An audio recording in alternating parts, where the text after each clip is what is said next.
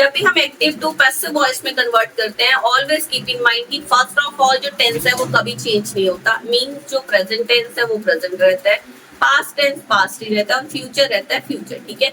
और second thing जो आपको ध्यान में रखनी है, पैसिव वॉइस में हमेशा वर्ब की थर्ड फॉर्म आती है। एक्टिव वॉइस का जो टेंस है, नो मैटर वहां पे फर्स्ट फॉर्म है, नो मैटर वहां पे सेकंड फॉर्म है या थर्ड फॉर्म है, लेकिन जब आप पैसिव में कन्वर्ट करोगे तो वहां पे आएगी वर्ब की थर्ड फॉर्म, ठीक है।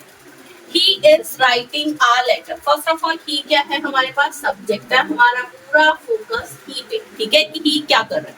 He is writing a letter. तो लेटर क्या है हमारे पास, ऑब्जेक्ट है, ठीक है। लेकिन जब हम यहाँ पे पैसिव वॉइस में कन्वर्ट करेंगे, जो सब्जेक्ट है वो बन जाएगा हमारा ऑब्जेक्ट और जो ऑब्जेक्ट है वो बन जाएगा सब्जेक्ट। तो इट मीन्स जो हमारा सब्जेक्ट है वो यहाँ पे पैसिव मोड में आ जाएगा, मीन्स इनएक्टिव मोड पे आ जाएगा, क्योंकि हमारा पूरा फोकस फिर होगा लेटर पे, ठीक है।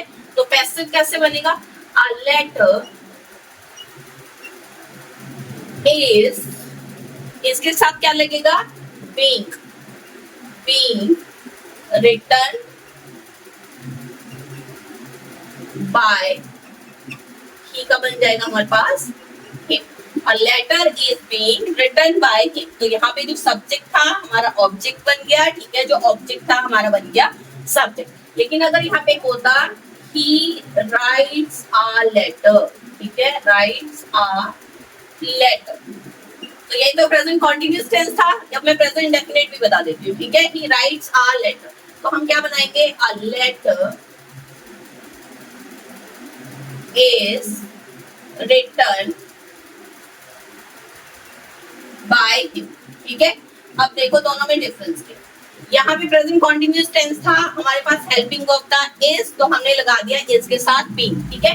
वर्ब की आ गई यहाँ पे थर्ड फॉर्म रिटन, ठीक है। यहाँ पे हमारे पास वर्ब की फर्स्ट फॉर्म के साथ एस या ईएस है, इट मींस ये है हमारा प्रेजेंट इंडेफिनिट टेंस। तो जब हमने इसका बनाया पैसिव, तो हमने क्या किया, यहाँ पे हेल्पिंग वर्ब ले लिया इज, ठीक है। दोनों ही सिचुएशन में टेंस अभी भी प्रेजेंट है।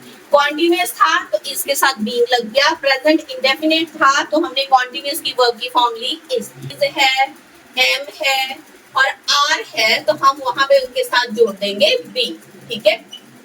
तो हमारे दो टेंस हो गए, थर्ड पे आते हैं। He has written a letter, written a letter, उसने लेटर लिख दिया है, ठीक है।